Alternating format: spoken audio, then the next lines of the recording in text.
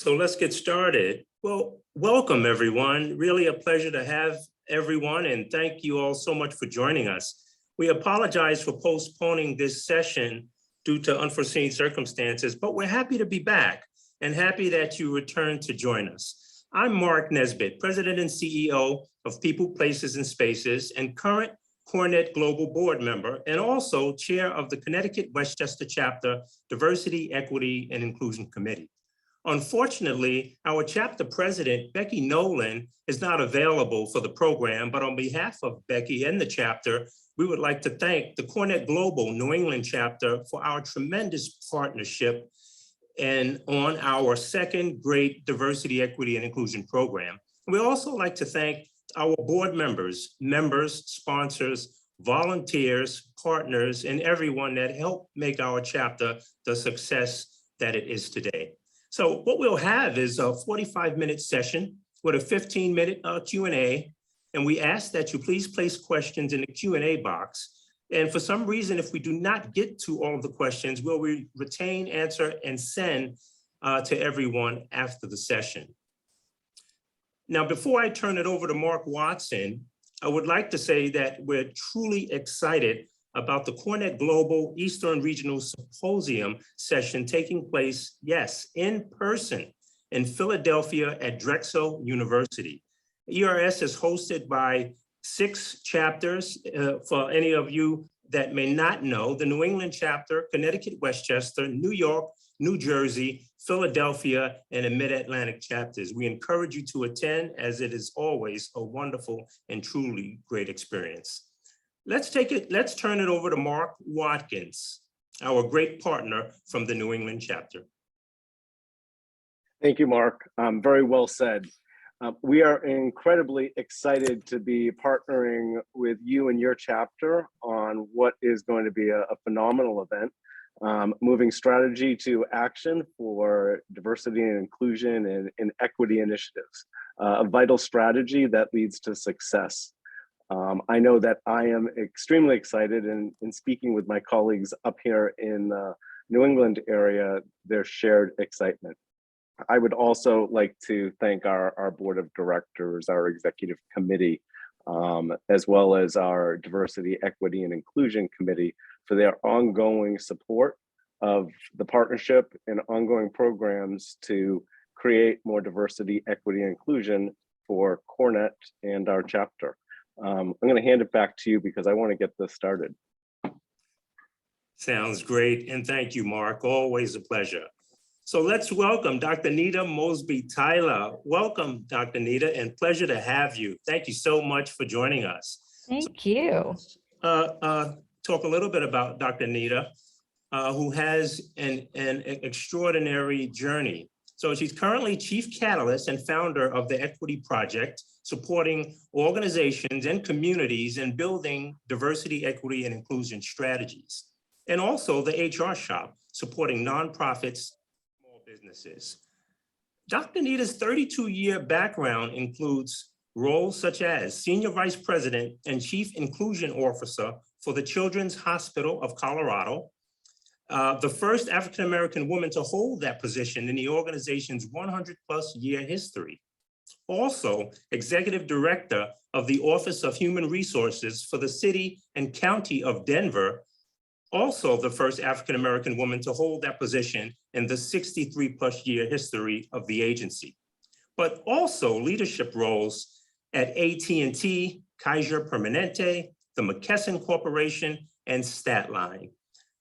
But on top of that, Dr. Nita is accredited by the Georgetown University National Center for Cultural Competence, the recipient of the Cornell University Diversity and Inclusion Certification, nationally recognized for her equity work with nonprofits, communities, government, and corporate organizations, and noteworthy keynotes, TED Talks, workshops, interviews with Spike Lee, and played an integral role in our CoreNet Global North American Summits in 2019 and 2020, and continues to be a staple in the CoreNet Global organization regarding diversity, equity, and inclusion. So let's turn it over to Dr. Dwinita Mosby Tyler. Thank you, Mark. Well, thank you both, Marks. I appreciate you so much. And it's such a joy to be with you again. Any excuse I have to work with you all, I am thrilled.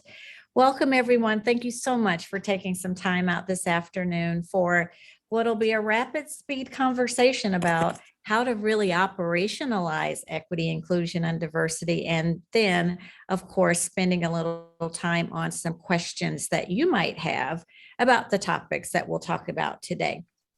So we'll talk about leading from within. I called it that because much of this operational work has everything to do with starting with you.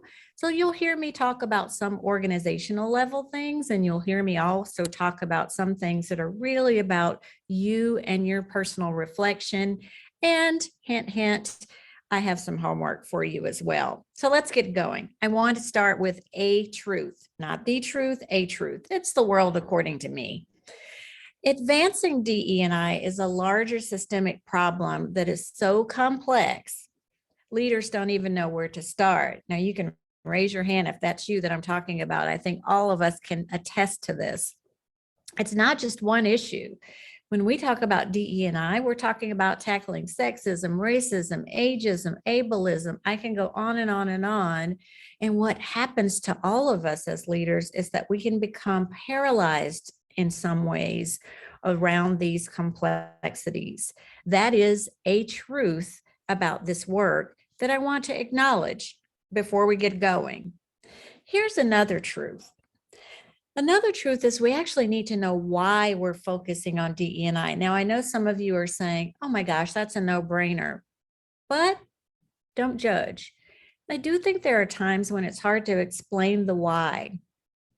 I'm listing here some of the whys. One, companies are struggling to mature their DE&I initiatives. Only 22% of companies indicate that they're either at the expert or the advanced stages of this work. Only 40% of companies offer DE&I related learning and development opportunities for its employees. Just 45% say that their workplace reflects the demographics of today's marketplace. Companies are missing the opportunity to offer benefits that appeals to a diverse workforce, with only 18% offering benefits that really are just the ones mandated by law. And just 30% of respondents say their businesses invest in understanding pay equity gaps to a high or very high degree.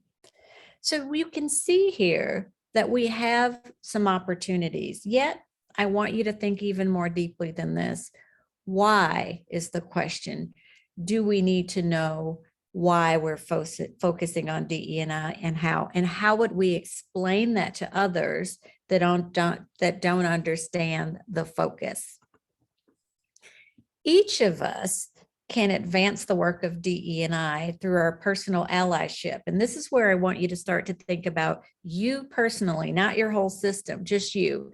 And I want to just affirm that you are capable. It's so easy to talk yourself out of this work or to say you're not qualified or you're not the one that should be talking about this. But the bottom line is you're exactly the one that needs to be talking about this, administering this, advancing this, because you are capable. And I'm going to get at some of those things. Let's start though with a term. I know it's a term that you know and that you've heard, but I want to get into it a little bit because it also is a requirement for how to operationalize equity, inclusion, and diversity. Ally. To be an ally is critical. An ally is a person who combines what they have, resources, privilege, power, with another for mutual benefit. There should be mutual benefit for all when true reciprocal allyship happens. Allyship should be active, not passive. There is a thing called passive allyship. It's where you say, I stand for this, but you do nothing. We're not talking about that one. We're talking about the one that's active, where you stand for something and that you're leveraging your resources, privilege, and power to benefit others, and that it ultimately benefits you too. This, in fact, is the power of you.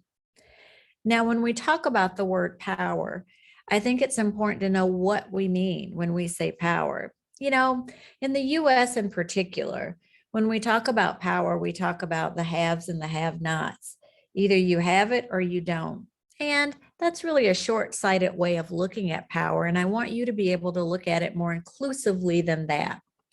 So I want to share with you a model that I think is very helpful in the advancement of diversity, equity, and inclusion. And I also think it's important to understand this as leaders, formal and informal leaders, both. The 5 bases of social power is how you operationalize equity and diversity and inclusion. Here's how it works. It says that everybody has power, but we just get our power from different places. And you'll see here that we have 5 and then later 6 power bases.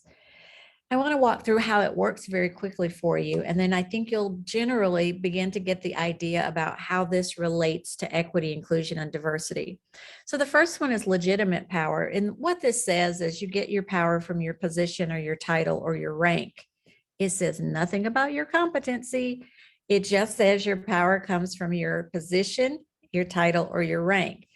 So I want you to think about how this shows up in your systems. Legitimate power, where it's title, position, and rank power. I want you to think about how it shows up. What does it look like when it shows up? I also want you to be thinking about how it shows up in you. That's a power base. The second one is expert power. It's the power that's based on your skills, your abilities, and your knowledge. That's the competency power base. But notice it says nothing about a title. I love this one because I think we don't talk about it enough. A lot of people don't know that that is power. It reminds me of a story when I was the head of HR for the city and county of Denver. There was a woman in our housekeeping staff. Her name was Graciela. And Graciela spoke very little English. But every single day, the entire time I worked for the city, she'd come to my office at 6 p.m. each day, and she'd hand me this little slip of paper. And on that slip of paper was a leadership tip. And she wanted me to use it the next day for years. That to me is expert power. So I started calling it power. And I'd say, Graciela, you have so much expert power. And she'd look at me and she'd shake her head no. And she'd hold up her broom and her mop to remind me that she had no power. And that, my friends, is why in the spirit of DE&I work, we've got to start talking about power and other power bases so that people actually know that what they possess is power. The third one is referent power. It's the power of mutual respect or reciprocity. I respect you, you respect me back. Therefore, I have referent power. The fourth one is reward power. It is the power that you have to give and take away rewards. I want you to think about how this one shows up in your organization. Who are the givers and the taker aways of rewards? What does that look like in your system? And lastly, there's coercive power. It is the power that you have because you have the ability to punish others. Now you notice at the bottom, there's a 6th power base. It's called informational power. That one is you hold the power because you are the keeper of all of the information. That's like my executive assistant. She knows where the bodies are buried. She's got a lot of informational power. So I want you to be thinking about the combinations of these power bases. When you think about diversity, equity, and inclusion, what power bases are being used is important because it will either advance DE&I or it will become a barrier to it. Usually power shows up in pairs, 2 at a time. I'm going to give you the quick dive into what the most commonly seen power base is, no matter what the system, sector, or industry is. It's 1 in 5. Legitimate coercive power is the #1 power base, regardless of system, sector, or industry. I want you to sit with that for a minute because that is the foundation of what we're trying to chip away at.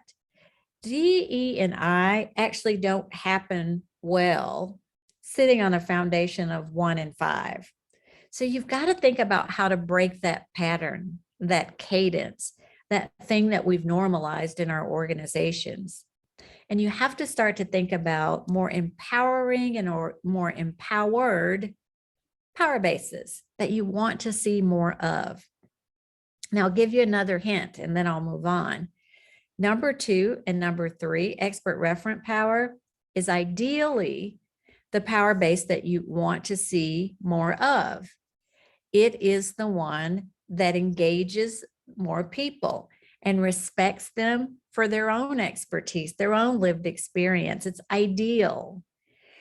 Your job in DE&I work is to play around with these a bit, call out what you're seeing, and then aspire to go to the power bases that include the most people. So remember the power of power as you're doing your work to advance DE&I.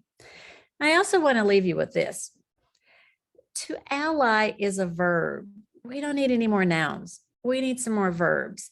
So I want you to be thinking about along the way, particularly as I'm talking about some other elements of how to do this. I want you to think about how often your allyship is a noun versus a verb. Are you just saying it, or are you doing something? And can you articulate what it is, no matter how small you're doing? I want you to be thinking about yourself personally in what I'm going to ask you to do next. Think about you personally, and then think about your organization or your team. We are moving through a framework when we talk about doing DE&I work. There will be times when we will be sitting in awareness, meaning it's hearts and minds work. We're trying to understand things. We're dealing with our emotions and our feelings. We're trying to solidify our purpose, vision, how our beliefs situate themselves in what we're talking about. A lot of the learning happens in the awareness phase. But we also are in this circle called capacity building, where we're building new skills, like maybe today, or our norms and our practices are beginning to shape. What we measure and what outcomes we anticipate are shifting. So sometimes we're in capacity building where behavior change happens. And then sometimes we're in action. This is where structural things begin to happen. Our strategies change. We might be changing policies. Our budgets might even change. What I want you to know about this is not something that goes in sequential order. These are concentric circles. You're going to be operating in all 3 of these circles at any given time. And that's what I want you to pay attention to. Where do you think you might be operating from most often? If you find yourself sort of resting comfortably in awareness, it's a nice comfy couch. We love awareness because we can stay there and keep learning without having to leap into behavior change or structure change. I want to caution you that you not live in the awareness circle. Important, very important, but not the place to live. Assess how much you've done in capacity building. What practices have you shifted to? How has your communication changed? What skills have you picked up? Take stock in how that has manifested in your journey. And then action. Can you explicitly name structural things that you've done? Changes, strategies, processes, even structures. Can you name those things?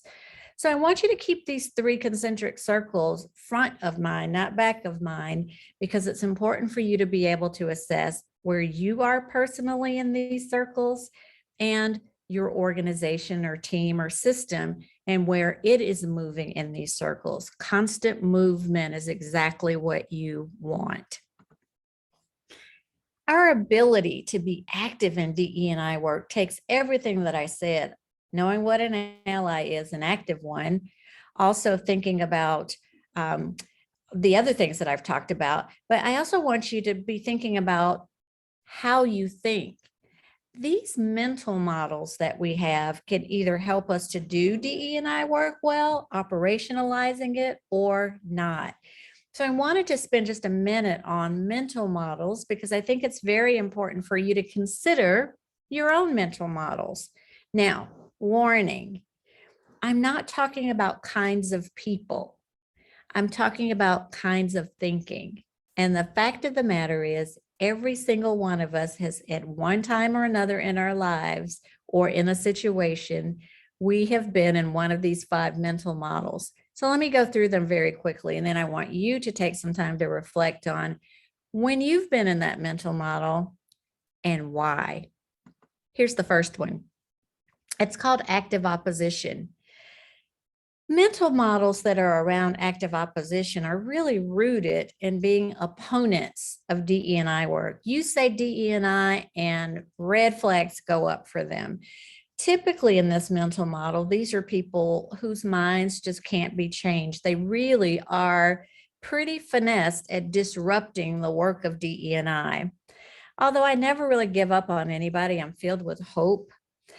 Engagement with people in this mental model is sometimes pretty slim. And sometimes when you're spending your energy with them, it's in vain.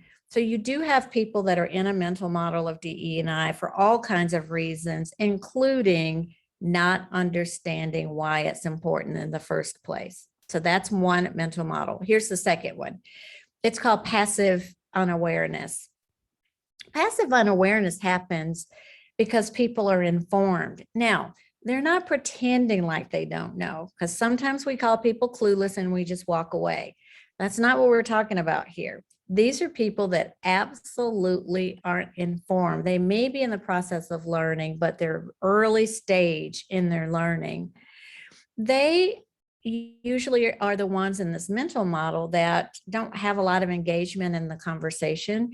And it's really because they don't understand the severity of the problems with equity and equality, or inequity and inequality.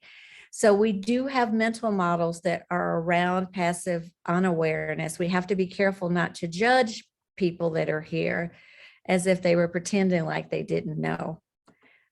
All right, this one sounds like the last one. The last one was passive unawareness. This one's passive awareness.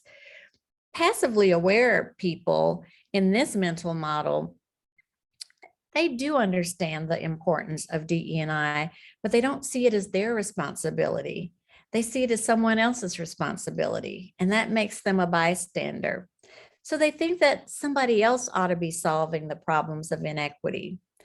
Sometimes people in this mental model feel like DE&I is code word for people of color, or code word for marginalized communities, or communities that are marginalized by systems.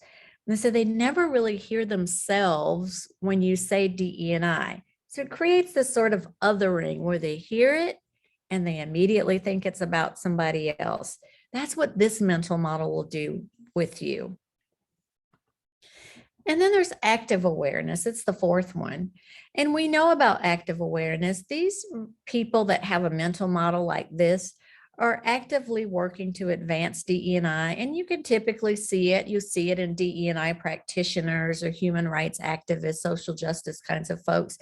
People that advocate for others every day are sitting in a mental model like this. And so we are probably the most familiar with this one. And here's the last one I want you to think about. Overactive awareness. Now, sometimes this one can go too far, and sometimes, not all the time, but sometimes can get in the way of even advancing DE&I work. People that sit in this mental model can have a hyper awareness. They usually are early adopters of the work, or they've been victimized by something in such a way that they want to see results by whatever means necessary. An example, not the only example, but an example of overactive awareness can be some types of cancel culture. You've heard of cancel culture. There have been times in history where I'm glad there was a cancel culture, because I probably wouldn't be in front of you right now if we didn't cancel out some really egregious things. But I'm not actually talking about that. I'm talking about not having grace or patience or tolerance for people that made a mistake and are trying to learn and fix it. When we cancel people out before they have a chance to correct or grow or progress, we also are pushing people further away from the space of advancing DE&I. So sometimes overactive awareness can get in the way of healthy work advancing DE&I. So what I want you to do with these 5 mental models is I want you to just think about how you've seen each of them show up. I want you to start with you, yes, you, and I want you to think about all 5 of these and what was happening when you were in that mental model. So maybe you were at overactive awareness or active opposer. What was actually happening when you went into that mental model? As you're thinking about yourself, I then want you to think about what you're observing beyond you. What kind of mental models are you facing into at work or in community? So keep thinking about how these are showing up. And the fix here is to make sure that you're not living in one mental model that might be keeping you from actually advancing diversity, equity, and inclusion. I thought I'd share with you some things that I'm seeing in the landscape too. Each of you probably has your own examples of what other organizations are doing, even what your own organization is doing. What I can tell you in my work across the country, well, actually across the globe, is everybody's in a different place. What I don't want you to do is to think you need to be matchy-matchy and you have to do what everybody else is doing. The goal really is that you do something, and that you do something that's powerful enough to make an impact on your teams, your organization, and ultimately those that you serve. So let me just share with you a few examples. I'll start with an organization that's a fleet management company called Keep Truckin'. This is just one of the examples of what they've done. They're doing a lot of surveys and discussion groups and intersectional roundtables, and they have employee resource groups already, so they're meeting with them a lot. And what they're doing is they're listening to what teams want to see more of and what teams think the opportunity areas are. And they're modifying structurally what they're doing in the organization to meet those needs and the communities that they work with. So my little footnote down at the bottom in red tells you what they're doing. They're leveraging diversity. I know they've got diversity because they talk about intersectional roundtables and employee resource groups. And they're leveraging inclusion, meaning they're gathering feedback. They're inviting all kinds of groups to tables to build systems of equity. They're modifying their content, their structure, their action. So I can see just in this one paragraph how they're leveraging diversity and inclusion to build their systems of equity. So that's Keep Truckin'. This is Ring Central. They say it starts with ensuring that all their employees can bring their whole self to work. And this is more than just a word for them. They measure our work culture via a survey on a weekly basis. Now, that is extreme, but they've normalized it in their process that at the end of the week, there's a little survey that everybody takes that assesses what's happening in the culture.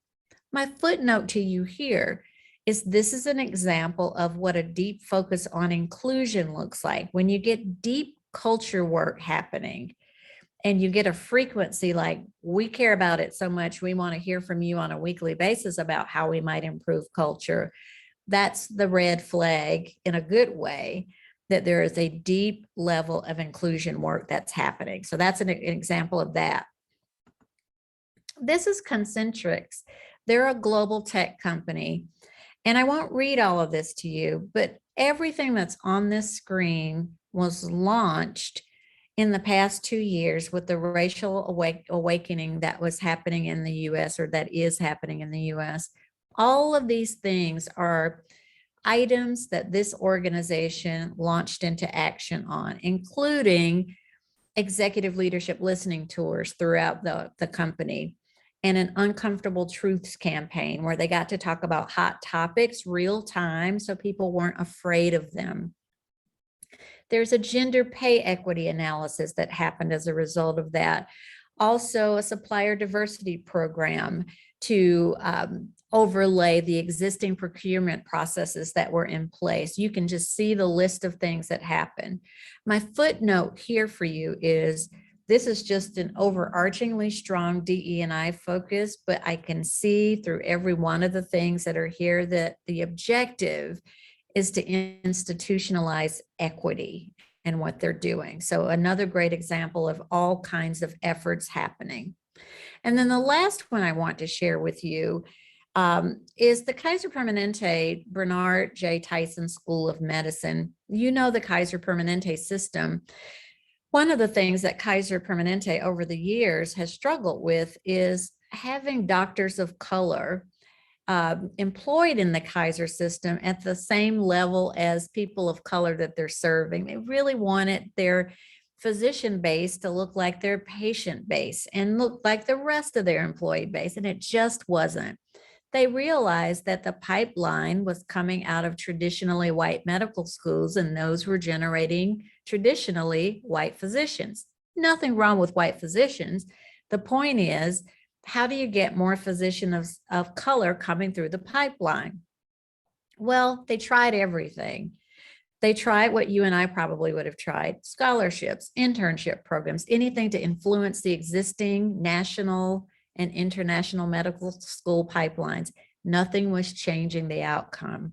So they made a very big decision just a couple of years ago, and that was, instead of trying to influence the existing pipeline, they decided it would be important to create their very own system. In other words, let's just build our own. So they did. They created their own school of medicine. So it is now possible that you are admitted to the Kaiser Permanente Bernard J. Tyson School of Medicine. What they found is they were able to create their own systems that honored diversity and inclusion and difference, systems that prepared people for what happened when they graduated from medical school. Like, you don't get to graduate with 6 figures of student loan debt.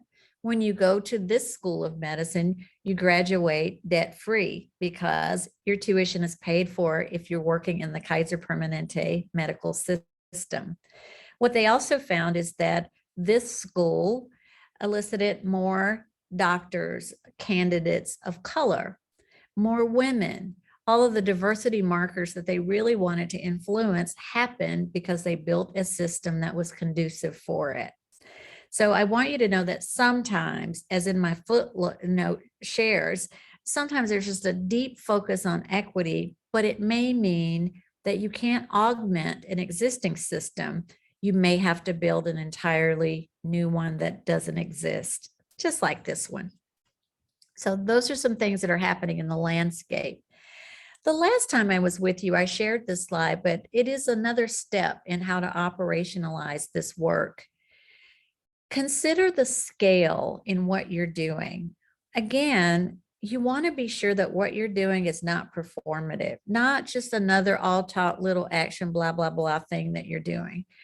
This is not what organizations need. We've practiced that enough up to this point. So you want to assess for that and consider that. Is what you're doing in your advancement of DE&I performative? Or is it compliance? Is it status quo? Is it just you doing what you've always done and what you've always said? Are you just doing more of the same? Or is it strategic? Is it forward thinking? Is it trailblazing? Is it systems focused? Is it that Kaiser Permanente story? Or is it one of the other stories? So is it systems related? Are you really changing systems? Here in strategic is where you begin to see a lot of equity happening. So always in all that you do, consider the scale. The next step in advancing DE&I is to do the inventory. I call it the inventory. And really what it is you determining how your organization is aligning with these words that we keep using. So when you look at your organization to do an assessment, can you name what you're doing that would be diversity work? So what are you doing? This is number one. What are you doing that really is about differences? Take an inventory of what those things are. I think it's very important to inventory what you're already doing before you start saying what you're not doing. So what's the diversity inventory? Name the activities, the events, the operational elements that you are focused on that really would be reflective of diversity, the richness and beauty of the differences of all of us. So how about inclusivity? What are you doing right now that you think would be reflected in the word inclusivity. What's your inventory there? What are the things that you're doing that would show or demonstrate belonging? Inviting people to tables, inviting people that might not have a voice otherwise to be a part of. How does that look in the organization? Okay, what about equity? Take your inventory there. This is the system level stuff. This is work that creates systems where everybody gets what they need to thrive. They don't all get the same things, but they get exactly what they need. So how is equity showing up in your organization? Can you document that? And then what about equality kinds of things? Can you document things where you've level set it, where you've created the same for everyone, where you've tried to create systems of fairness? Can you document those? Now, the key to this inventory is once you list the things that you're doing under these 4 in particular, typically what happens is it will show you where you've got an opportunity to do some work. I've probably done this exercise with organizations 500 or more times. And usually the opportunity area is somewhere around equity and inclusivity is where there's less written. We can write a lot about diversity. We can write a lot about equality, but when it comes to inclusivity and equity, it tends to be where we've got great opportunity. So make a formal inventory out of this. And the more you do that, the more you see exactly where your focus area can be. You probably already know how I feel about this. We talk about this in acronyms, DE&I, but the reality is that's one of the most confusing parts about all of this. We're trying to do DE&I when the reality is we're actually trying to do what each of the words stands for. It's okay if you tease them apart. So in your DE&I efforts, you might decide in year 1, we're doing a whole strategy on the D, on diversity. In year 2, we're going to go right into inclusivity work. In year 3, we'll get into equity work. I've seen it done all kinds of ways. What I don't want you to feel compelled to do is to make sense out of an acronym when it may make more sense for you to do one at a time deeply. That's completely fine. Here are just some ways to advance DE&I. And again, this is in keeping with pulling the words apart a bit. So you can be diversity focused, inclusion focused, equity focused, equality focused. Some teams will do all of those at one time. I just wanted to peel them apart so that you can see the kinds of things that would happen if you got focused on 1 or 2 of these at a time. So the first column is diversity focused things. So diversity focused things might be taking a look at your hiring and recruiting criteria and being very intentional about what that looks like. I have a diversity focused plan in my own organization when it comes to hiring and recruitment. A slate of candidates has to be 50% people of color. If it's not 50% people of color, then it's not a good slate. And so we have a culture that says, then you just have to do your sourcing differently. We are done with we can't find any. I've heard that a long time. So maybe it means we don't know where to look, not that we can't find any or that they don't apply. So setting some standards about what that criteria will be important. You can see other things there, but that 4th bullet under diversity focus is another great idea for diversity. There's a website called diversityresources.com, and they have a downloadable app that will download right to your calendar that has all of the diversity resources you can ask for, including every holiday, every celebration, every acknowledgement that you might need. I love it. My whole team has it on their calendar, but it is a resource for you to use just to activate some of the diversity activities that might be important to you. Inclusion focused, you can see that I've got some examples there of just things that you can do with inclusion, including developing shadowing processes, a day in my shoes. There have been times where I've had people shadow me or follow me as the CEO just to see what my experiences are and vice versa. So those are examples of things that could be around inclusion. And then I created a slide too to show you equality focused things and equity focused things too, so that you have some sense of what it would look like if you were doing equity or equality work. Equality work is things like examination of your pay equity or whether or not you have that in the organization. Examples in equity could be taking a look at system level barriers that keep people from thriving. Maybe once a quarter you do fence work where you say, these are the 2 or 3 barriers that are in place. Let's do something with these. So all of these are just examples that I'm leaving for you to advance DE&I by category. Other things you can do in the awareness phase: book clubs, learning circles, discussions, hot topic events. Hot topic events are what I've seen most over the past couple of years, where you take something that's complex, a complex topic, and you center discussion circles around that hot topic. That way, it's not the boogeyman. You get to talk about it in a facilitated kind of way. Developing your DE&I statement to ground your work can happen too. It's either a separate statement or the rewording of your current mission or vision statement. I also think including some sort of DEI metrics or attributes in performance evaluations is good. When I was the head of HR for the city and county of Denver, I took those 5 bases of social power and I embedded it in the performance evaluation. And so the power bases that we were looking for most, expert and referent, you got higher ratings when you could demonstrate finesse in those areas. So I embedded and rewarded the right kind of power bases, and that helped us advance our DE&I strategies too. Change your meeting agendas.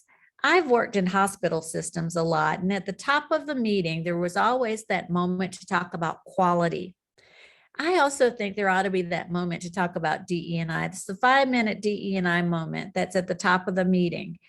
Team members then get to share how they've experienced DE&I for that week. And so the more you can normalize things like that, the better. You can do action plans. I think it's also important that you track where you are in that framework of the concentric circles to awareness, capacity building, and action. Very important. I also inserted a slide for you that are just more ways to show up as an active ally in DE&I work. Here's what I want you to remember. When you're doing these things, you are in fact doing DE&I work. So these 8 things are just ways to show up as an active ally, and it advances DE&I through your actions. You could be the champion where you're just advocating for groups of people that need the advocacy. You could be the amplifier. When somebody proposes a good idea, repeat it and give them credit for it. Don't you take credit for it. Every time you give someone else credit for their good idea, you're amplifying, which is an important role in DE&I. Or you can be the sponsor, where you're in a room talking about the expertise of another person when they're not in the room. All of these are great opportunities for you and your active allyship to advance DE&I. Very important. All right, I want to give you some homework. I've said a lot, but I want to go back to a personal exploration for you. What I want you to do is explore a time that you learned you might be wrong. This is so important, this self-reflection work in DE&I. I want you to talk about and think about a time you had to challenge many of the things you knew and had been taught to be true. And then what are some things that you've just never had to consider? That's your homework. I really want you to think about this, because a part of this work of advancing something also causes us to retreat a bit, to always be in constant reflection about what we thought, what we just found out we might have been wrong about, the things we thought we knew, and the things that we thought were true, and the things that we've just never had to consider. This constant cadence of exploring this is important. So that's your homework. And here's the last slide, and then we'll do some Q&A. I love old pictures. Some of you already know that. So this is a picture of yours truly. It's me feeling great about myself at age 8. And next to me is my little brother, not feeling great about myself at age 2. And there in the back is my dad not paying attention to either one of us. This is called the triangle. And the triangle is how DE&I works. You are going to think what you just did was stellar. And right next to you in the same costume, because it's your teammate, is the person that thinks that what you just did wasn't great at all. And then in the back is the person that's supposed to be in charge of it all, who's not even paying attention. This triangle happens all of the time. And because of it, sometimes we don't feel like we've got support. So I want you to know that you're going to have to stay anchored in this work, meaning when the triangle doesn't work, the triangle doesn't say, keep going, let me help you, here's the right answer, let's try this again. If the triangle doesn't work, you need to be anchored somewhere else. Anchored means who and what will help you to stand tall, keep going, encouraging you, giving you the tools that you need. What or who is your anchor? For me, the anchor is the community. Whenever my triangle doesn't work, the community always gives me exactly what I need. Name yours. It's such an important thing to do in this work because it can be isolating work. So I'm going to leave you with that. Staying anchored and getting anchored is important. So I'm going to end there. Lots to think about, lots to noodle on. And let's go to the Q&A. I was looking at something that Chris Horbit put in the Q&A. Looks like legitimate power and reward power are related. Chris, it's great. And you know what else? It is also that reward power and coercive power can be related too. Legitimate power, it's the one that's your title, position, and rank, really holds the keys to almost all the other power bases. It could be reward power, it could be coercive power. But that reward power and that coercive power, Chris, is the one I want you to pay attention to. Remember, coercive power is you've got the power to punish other people.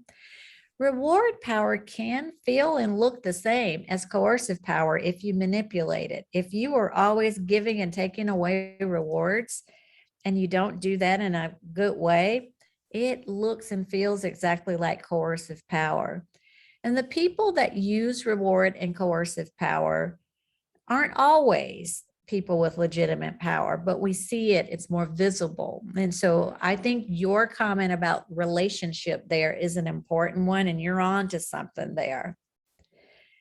Stephen has a question. Do you have any examples of what do the inventory looks like, how companies verbalize how their work aligns with DEI? Yeah, thank you, Stephen. So Stephen, as an exercise, what I have helped organizations do to facilitate this real time is you simply take you can take 4 easels, or you can do a whiteboard exercise. And I actually have people explicitly document what they're doing under diversity, what they're doing under inclusion, equity, and equality. Now, before the pandemic, when you take those 4 easel pads, you split your group into 4, and you'd have everybody at an easel documenting under their word for 10 minutes, and then you rotate. So in 40 minutes, you would have rotated your entire room across all 4 of those easels. So you have a more comprehensive inventory. The documentation of that inventory takes a little bit because you're going to see some duplication of things. So when you clean it up and you've got a crisp list under each of those 4 words, the next step would be then to prioritize where you'd like to do more work. Again, it's usually inclusivity and equity where people start to see, oh, we don't have much documented here. And when you do that, then that becomes what you'll use as your plan.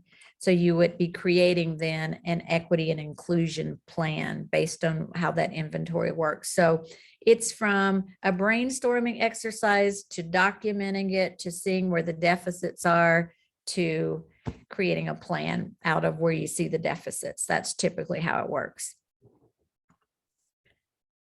Thank you all for those questions. I also know, I know that some of you are jumping off, but I know that one of the barriers that keeps coming up is why how do we convince people to do this work? We're busy. We got a lot of stuff going on. Why this DE&I stuff? So one of the things I just want to tell you about making the case for DE&I is, instead of trying to make the case, I usually come with another question: is why wouldn't you want to do this? Why wouldn't you want to create systems where everyone thrives? Why wouldn't you want to create systems that are level set so people at least are operating from the same place? Why wouldn't you want to celebrate difference in a global universe that we're in? Why wouldn't you want everyone to have a seat at the table and a voice at a table? And so repositioning what you're doing so that you're actually asking the question instead of begging someone else to do it, I find to be more effective. What gets in your way of wanting this for everybody, particularly in an organization that values its culture? So be thinking about that. Remember, we come from the 1970s and 80s where the compelling case was diversity is good for the bottom line. That's all we ever said about it. And we haven't convinced everybody that that's true. I never really talk about the bottom line issue. I think there are bottom line implications, because it's got to be awful expensive when you hire and can't retain people of color and women and the LGBTQ community. And when you keep doing this, but you can't retain it because there's no inclusion strategy, that's expensive. Onboarding is expensive. So there's a bottom line implication to all of it. But I also think that what we have to be talking about is just the pure humanistic, ethical issue of the why not, why wouldn't we? So I think it's really important, really important. All right, I want to just make sure I've got a way to answer any other questions. Sure, I'll chime in on this now. Oh, great. One other question: for individuals that may not have personal life experiences within equity, how can they make a difference on the DEI front? Yeah, I think it's an important question, Mark. Let me just say this. Now, this is going to be provocative, because I think we've made DE&I a synonym for race or people of color. If you're not that, sometimes it's hard to think that you belong in this conversation or in this work. And I want you to know that there's such a big myth about this. We've all just done it an injustice. There's so much about DE&I that does have to do with race and ethnicity, but not the whole thing. Honestly, if we really were committed to DE&I work, there would be no harm done to anyone. It should lift all boats. You should be creating a culture where everyone can thrive. And I mean everyone, underline everyone, not some people. But somewhere along the lines, I think what's happened is we've made all of this about some people and not all people. There's some things about race that are specifically about race. There are some things about race that are specifically about Black people. There are some things about DE&I work that are really about gender. Every identity group is covered in DE&I work. I don't want any disparities happening to men or women or people that are transgender. I don't want disparities happening to young people or older people.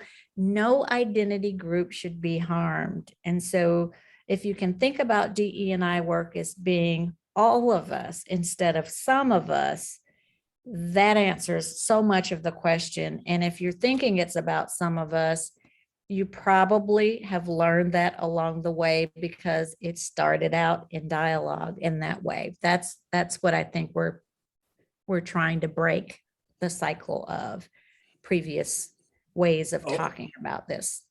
So one more question and then we can part, but there was a comment around, where do companies struggle? And I think it's self-evident that companies do struggle with this. So how can individuals and corporations and their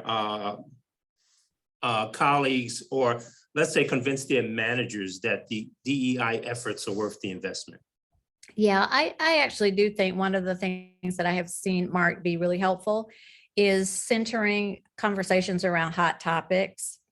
and not making it so formal. I mean, you don't need to go straight to a plan. I think people need to get accustomed to talking about things like this without being afraid of it first. So I have to tell you, in 2020, hot topic in a lot of companies was, what do we do with this George Floyd scenario? George Floyd was murdered on TV in front of all of us. Can we talk about what this feels like? And it became the hot topic in lots of organizations where it was just orchestrated circles of employees that just got a chance to talk about what it felt like in the moment. I think the more we can start normalizing that, it's easier then to start implementing things, but it's really hard to implement and create plans and do inventories when the discomfort really is in the conversation. So any strategies around creating conversations with spaces filled with grace is, I think, the number one thing to do before you do anything else. And I see a lot of that happening right now, and that makes me really proud.